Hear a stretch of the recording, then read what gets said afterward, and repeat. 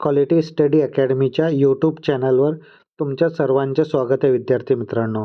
आज आपण 20 जानेवारीचे चालू घडामोडीचे प्रश्न पाहूया. हे प्रश्न MCQ स्वरूपात असतील. आपण आपल्या चॅनलवर ही सिरीज सुरू केलेली आहे चालू घडामोडीची.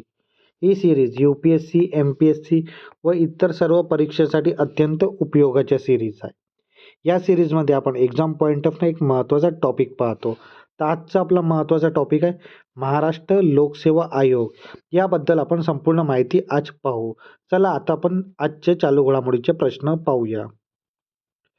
सर्वप्रथम काल विचारला गेला प्रश्न, पुणे ग्रँड टूरसाठी सचिनदा दूत ब्रँड अँबॅसेडर म्हणून कोणाची नियुक्ती करण्यात आली आहे? तर ऑप्शन क्रमांक 3 महेंद्रसिंग धोनी यांची नियुक्ती करण्यात आलेली होती. त्यानंतर आपण आजचे प्रश्न पाहूया.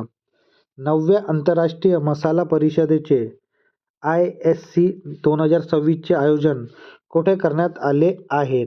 तर याचे आयोजन ऑप्शन क्रमांक 2 कोची, केरळ येथे करण्यात आलेले आहेत. आता आपण याबद्दल माहिती पाहूया. आंतरराष्ट्रीय मसाला परिषद 2026 आवृत्ती 9वी, दिनांक कोची, केरळ इथे. कोचीला भारताच्या मसाल्याचे केंद्र म्हणून ओळखलं जाते. दिनांक 23 ते 26 February 2026. Theme spice 360 getting future ready. Kerala हे भारताचे स्पाइस गार्डन म्हणून ओळखलं जाते. भारत जगातला सर्वात मोठा मसाले उत्पादक आणि निर्यातदार देश आहे. तर ही एक्झाम पॉईंट ऑफ महत्त्वाची माहिती आहे विद्यार्थी मित्रांनो. यानंतर पुढला प्रश्न, व्हेनेझुएला च्या कोणत्या विरोधी नेत्याने आपले नोबेल शांतता पारितोषिक पदक डोनाल्ड ट्रम्प यांना भेट दिले आहे? तर या प्रश्नाचं उत्तर आहे मारिया कोरिना मचाडो यांनी हा नोबेल शांतता पारितोषिक पदक डोनाल्ड ट्रम्प यांना भेट दिलेला आहे. म्हणजे ऑप्शन क्रमांक 2 आपला बरोबर उत्तर राहील. त्यानंतर पुढला प्रश्न, नुकतेच जागतिक आर्थिक मंच वर्ल्ड इकॉनॉमिक फोरमचे संमेलन कुठे सुरू झाले? तर हे संमेलन ऑप्शन क्रमांक 3 दावोस येथे सुरू झालेले आहे. आता आपण याबद्दल माहिती पाहूया. जागतिक आर्थिक मंच वर्ल्ड इकॉनॉमिक फोरम ची 56वी वार्षिक बैठक नुकतीच स्वित्झर्लंडमध्ये दावोस इथे सुरू झालेली आहे. कालावधी 19 जानेवारी ते 23 जानेवारी 2026.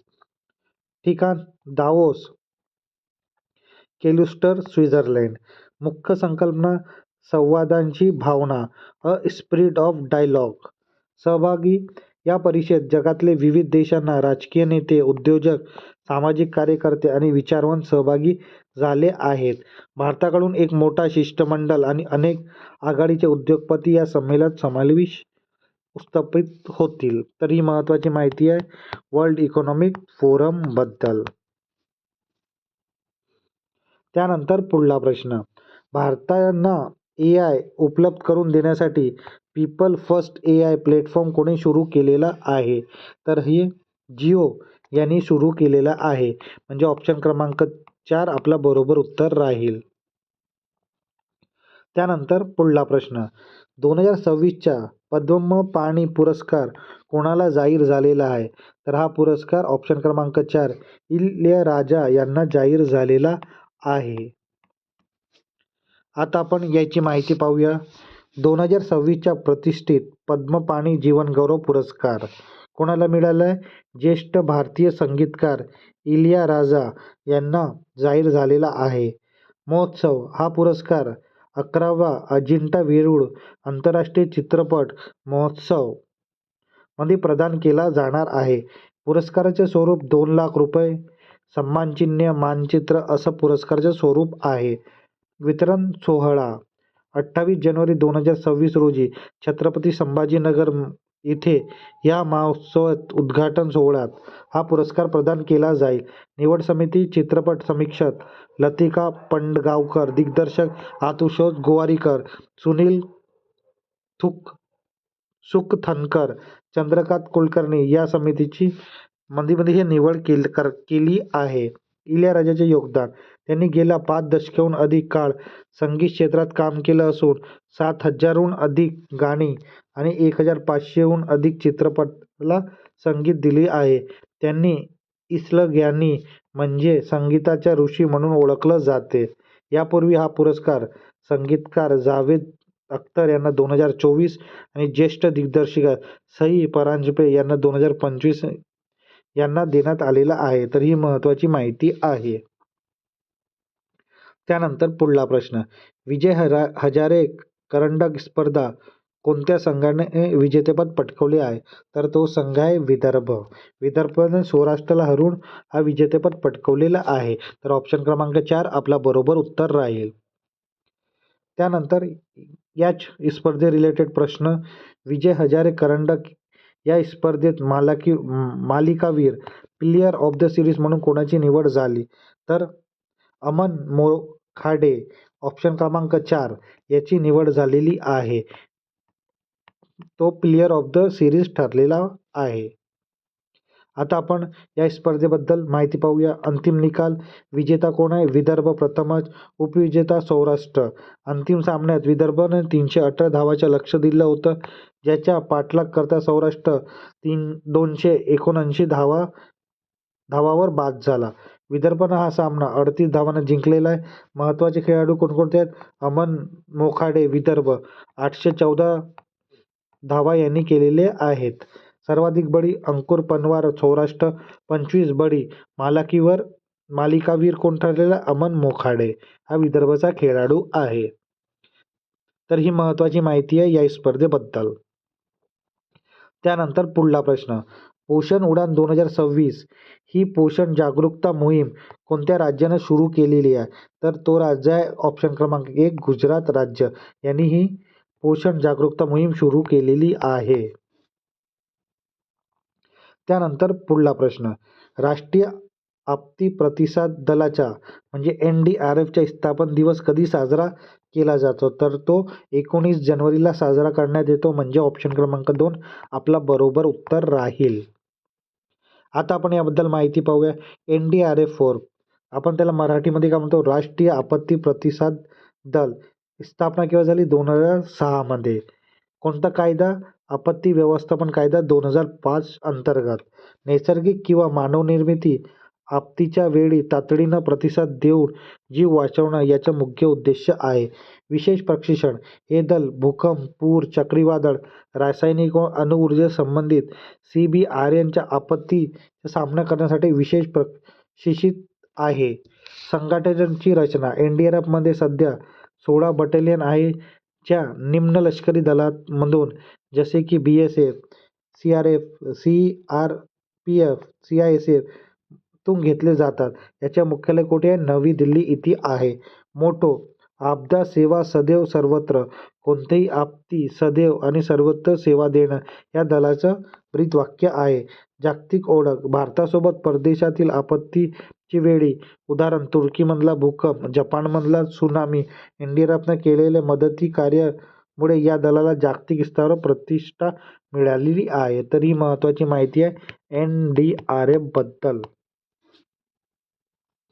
त्यानंतर पुढला प्रश्न, तरुणांना जगभरात रोजगाराची संधी प्राप्त करून देण्यासाठी कोणत्या राज्यांनी महिमा संस्था स्थापन करण्याची घोषणा केलेली आहे? तर तो राज्य आपला महाराष्ट्र राज्य आहे. तर ऑप्शन क्रमांक 3 आपला बरोबर उत्तर राहील.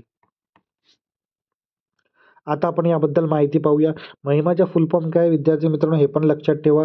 Maharashtra Agency for Holistic International Mobility and Advancement हा महिमाचा फुल फॉर्म आहे. ही संस्था स्थापन करण्याची घोषणा महाराष्ट्र सरकारने जानेवारी 2026 मध्ये केली आहे. पूर्ण नाव, महाराष्ट्र व्यापक आंतरराष्ट्रीय गतिशील आणि क्षमता स्थापना. आपण बघितला फुल फॉर्म, आणखी एक वेळा बघू.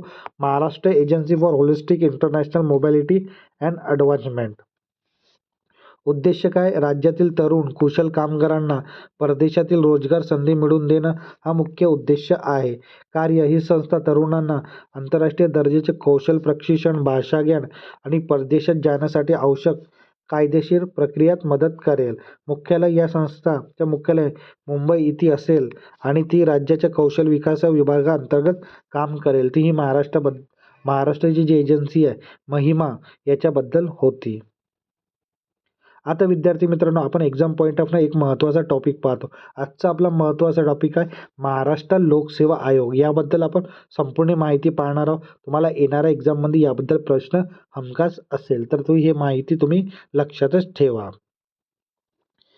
स्थापना. महाराष्ट्र लोकसेवा आयोगाची स्थापना 1 मे 1960 रोजी झाली.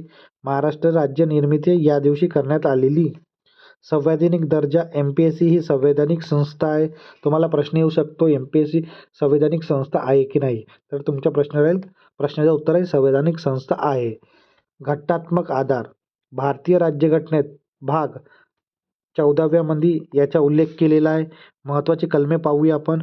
कलम 315 राज्य लोकसेवा आयोगाची स्थापना. कलम 316 अध्यक्ष व सदस्यांची नियुक्ती. कलम 317 अध्यक्ष सदस्य काढून टाकण्याची प्रक्रिया. कलम 318 सेवा अटी ठरवण्याचे अधिकार. कलम 320 आयोगाचे कार्य. तर ही महत्त्वाची कलमे आहेत विद्यार्थी मित्रांनो, तुम्ही लक्षात ठेवा. त्यानंतर नियुक्ती कोण करते, तर राज्यपाल करते. अध्यक्ष आणि सदस्याची नियुक्ती करतात. कार्यकाळ 6 वर्षे व 62 वर्ष जे आधी येईल ते. अहवाल सादर करतो MPSC. आपला वार्षिक अहवाल राज्यपालांना सादर करतो. तर हे पण महत्त्वाचे पॉईंट्स आहेत एक्झाम पॉईंट ऑफ व्ह्यू. आता विद्यार्थी मित्रांनो, आपण आपल्या जे चालू घडामोडीच्या सिरीज आहे तिथे आपण तुमच्यासाठी एक प्रश्न विचारतो. तर आजचा प्रश्न क्वेश्चन ऑफ द डे तुमच्यासाठी आहे विद्यार्थी मित्रांनो. जर तुम्हाला हा प्रश्न येत असेल तर नक्की तुम्ही कमेंट बॉक्समध्ये सांगा. जर तुम्हाला येत नसेल तरी पण हा प्रश्न तुम्ही ट्राय करा, कारण की ट्राय करायला हरकत नाही. येणाऱ्या व्हिडिओमध्ये आपण याबद्दल माहिती पाहणारच आहोत. जे विद्यार्थी आपल्या चॅनलवर आपली सिरीज कंटिन्यू फॉलो करत असतील त्यांना हा प्रश्न हमखास येईलच. तर आजचा प्रश्न कोणता आहे, भारताच्या पहिला सार्वभौम सौरीन AI पार्क कुठे स्थापन केलं जाणार आहे. तर ऑप्शन क्रमांक 1 आहे आपला हैदराबाद. ऑप्शन क्रमांक 2 आहे मुंबई. ऑप्शन क्रमांक 3 आहे चेन्नई आणि ऑप्शन क्रमांक 4 आहे पुणे. तर विद्यार्थी मित्रांनो, तुम्ही नक्कीच या प्रश्नाचे उत्तर कमेंट बॉक्समध्ये सांगा. चुकला तरी हरकत नाही, पण उत्तर नक्कीच सांगा. आता विद्यार्थी मित्रांनो, आपण आपल्या क्वालिटी स्टडी अकॅडमीच्या यूट्यूब चॅनलवर जी ही सिरीज घेत आहोत चालू घडामोडीची, ही सिरीज तुम्हाला कशी वाटत आहे नक्की तुम्ही कमेंट बॉक्समध्ये सांगा. हे जर सिरीज तुम्हाला आवडत असेल तर नक्की लाईक करा, शेअर करा आणि आपल्या क्वालिटी स्टडी अकॅडमीच्या यूट्यूब चॅनलला सबस्क्राईब करायला विसरू नका. धन्यवाद.